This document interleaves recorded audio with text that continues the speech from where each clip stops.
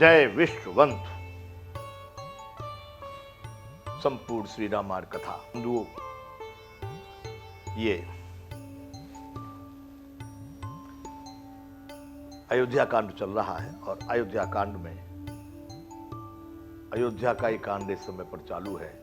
अयोध्या में जो घटना घट रही है राम जी के वन जाने की। माता कैकेयी ने तो अकेले राम के लिए वनवास की बात की है, अकेले राम को। उन्होंने लक्ष्मण जी या जानकी जी, सीता जी या दूसरे किसी के लिए कोई बात नहीं की है। परंतु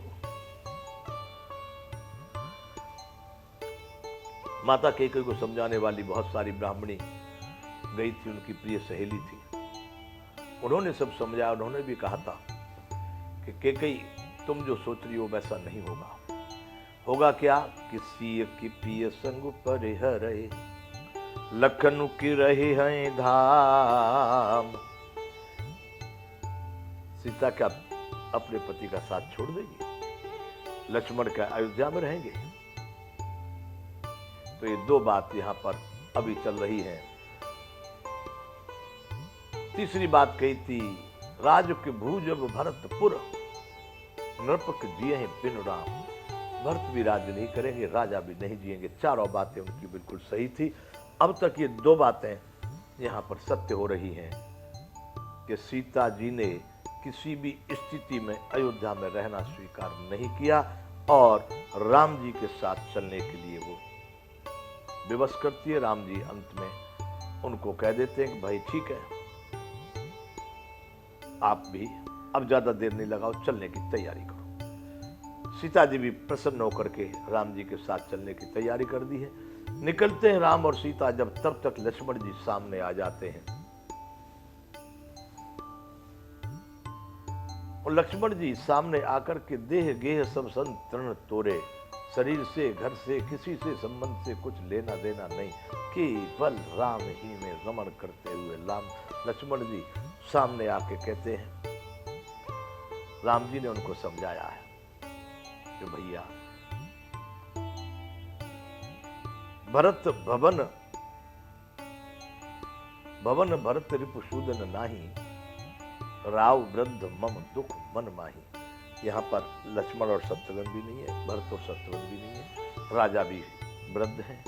मेरा दुख से दुखी भी है मेरे बन जाने से, इसलिए तुम यहाँ पर रह करके सबको संभालो, माता पिता की सेवा करो, अयोध्या वासियों को सुख शांति पहुंचाओ। मैं बन जाऊं तो मैं ले साता हो, ये सब विधि अवध अनाथा। तुमको भी साथ ले जाऊंगा तो अयोध्या पूरी अनाथ हो जाएगी। तो लक्ष्मण जी भी सूक्ष्म में कह दिए, वो तो महाराज मैं नहीं जानता हूं गुरु पिता माता भाई किसी को, मोरे सभी एक तुम स्वामी, दीन बंधु और अंतर्यामी। माता पिता गुरु भाई सगा संबंध जितना भी है वो केवल आप हैं,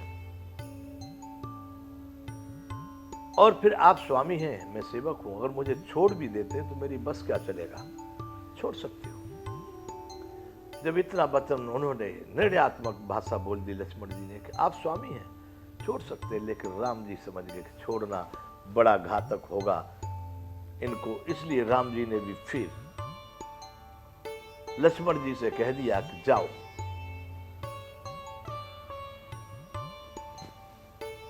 जाओ माता जी से, अपनी माता जी से विदा मांग के आओ, फिर चलिए मेरे साथ।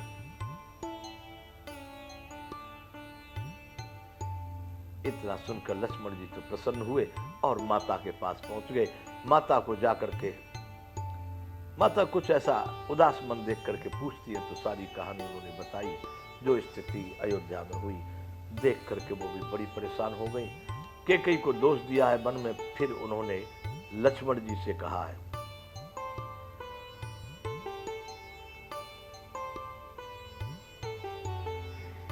लक्ष्मण अगर तुम्हारे मन में सही रूप से सीता जी और राम जी के प्रति प्रेम है तो तुम्हारा यहां कोई काम नहीं है।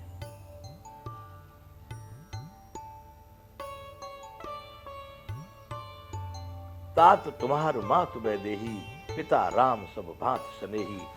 तुम्हारी आद से माता जानकी हैं और पिता राम हैं। अवध तहाँ जहाँ राम निवासु, तहाँ दिवस जहाँ सूर्य प्रकाशु। वहीं पर अयोध्या होगी जहाँ राम रहेंगे। दिवस वही होता जहाँ सूर्य का प्रकाश होता। इसलिए जो पे सिय राम बन जाई, अवध तुम्हार काज कछु नाई। सारी समस्या लक्ष्मण जी की दूर कर दी। वो डर रहे थे कि माता जाय संग विद कहे कि नहीं, मांगत विदा सभय सुख जाई। विदा मांगने में बड़े संकोच कर रहे थे, भय था, पता नहीं संग जाने की मने करेगी, हाँ करेगी कि ना करेगी। लेकिन माता ने बिना पूछे ही सब कुछ कह दिया और उन्होंने कहा जब तक पूजनीय प्रिय परम जहाते, सब माने हैं राम के नाते। जितने पूजनीय संत तुम्हारे परम प्रिय जो लोग हैं वो सब राम के नाते मानो। अगर राम को मानते तो तुम मानो, नहीं मानते तो नहीं मानते। या फिर पूजनीय सब राम के अनुसार ही तुम्हारा भी सम्मान करेंगे। बंधुओं, इस तरह से सुमित्रा माता ने लक्ष्मण जी को कह दिया कि भूरे भाग भाजन भयऊ, मोहि समेत बल जाऊं। जो तुम्हारे मन छाड़ चलु कीन, राम पद ठाऊं। ये 74वां दोहा बंधुओं अयोध्या कांड का।